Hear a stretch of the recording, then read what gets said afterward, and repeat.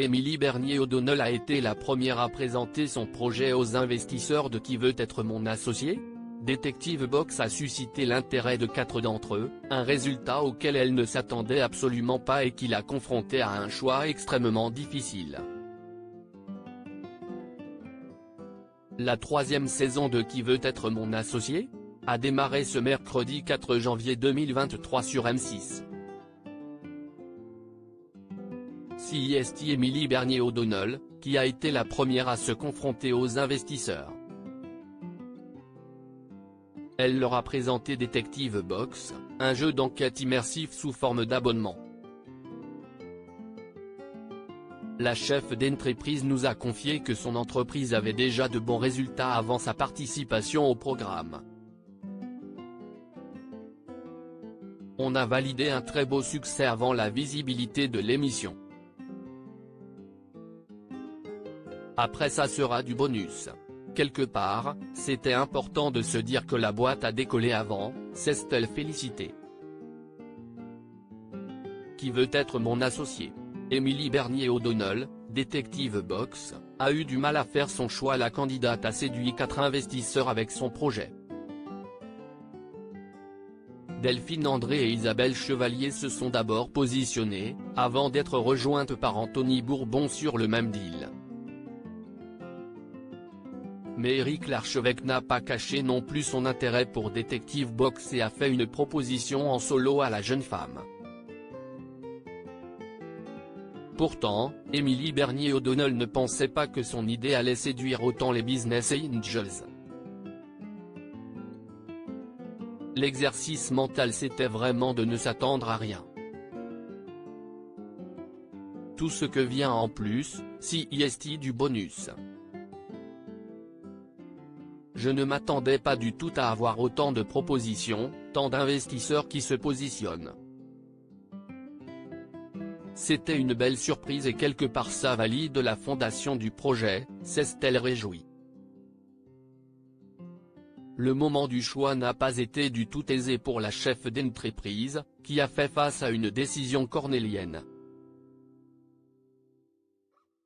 Elle a par exemple eu du mal à refuser la proposition de l'un des investisseurs en particulier.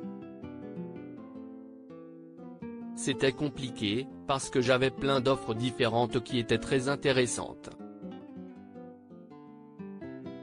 Il fallait que je me décide un peu sur le tas. Je sais que CIST a un grand privilège de pouvoir s'associer avec Éric Larchevêque. Dire non à Éric Larchevêque c'était très dur mentalement, a-t-elle regretté.